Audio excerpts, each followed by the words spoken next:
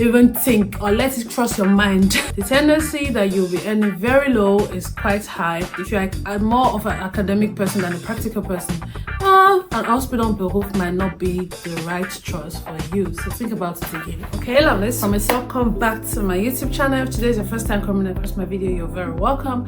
On today's video, I'm going to be sharing with you guys 5 cons or 5 reasons why you should not even think or let it cross your mind to do a hospital beruf in Germany. Okay, without too much talking, let's get right into today's video. Number 1 on my list is going to be the lower initial salary. Now, it's not a story or any hidden secret anymore. If you're doing the hospital beruf in Germany, the tendency that you'll be earning very low is quite high, because obviously you're learning on the job, so you're not a professional and you cannot get paid the same amount as a professional. Now, I mean, you can still get paid, but the rate or the salary is quite low. I'm talking sometimes under 1,000 euros. And if you live in Germany, that might be a bit critical, right? Good. Limited academic learning. I mean, an apprenticeship focuses more on practical learning than academic learning. So if you're a type of person that love academics, or you learn better with books and stuff and just research, I mean, some hospital beruf, you did some research and stuff, but you get the gist. If you're more of an academic person than a practical person, an hospital beruf might not be the right choice for you. So think about it again, okay? From a cis to another bro. Number 3 is going to be less flexibility. I mean, once you start a hospital beruf, you are technically dedicated to one career path.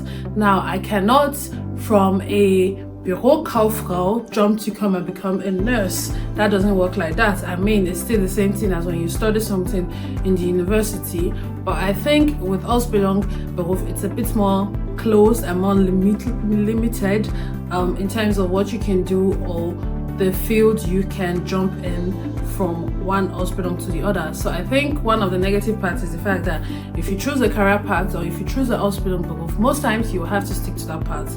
Or if you want to change, it means redoing a new hospital or doing some kind of Weiterbildungs program.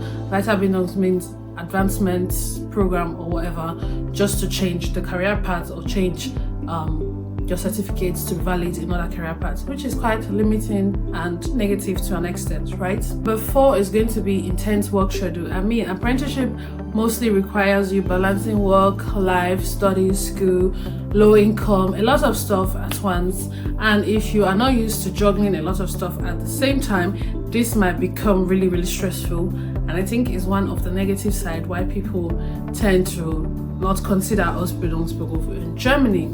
Number 5 is going to be the regional verification. I mean, it's not a story anymore. Depending on the place you live in Germany, depending on the company your apprenticeship program is going to be with, the qualification or the level of quality that your hospital is going to be is determined by so many factors.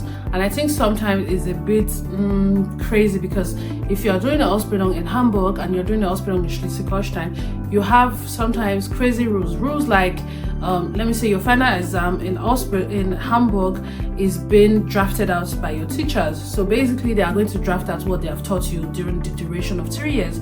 While in Schleswig-Holstein, it's been drafted out by the government. So you might literally get subjects or topics that you haven't even discussed here or talked about. So I think the fact that depending on the city or the place you are in Germany, the qualifications or the structure of the apprenticeship program might vary in a very, very big way, let me put it that way, right? Now, this is supposed to be number 5, but something just popped in my head and it's number 6, language barrier. Now, another reason why hospital beruf in Germany is a bit critical is the fact that most hospitals require you to have a B2 in terms of speaking German, and sometimes this can be very, very hard to get, considering the fact that you might have to pay this by yourself. Learning German is not an easy language, and on top of that, having to get a particular level of language skill before you get into an apprenticeship program is quite frustrating to a certain degree, right? So without too much talking, that will be the end of today's video, and I'll see you guys on my next one. Mwah!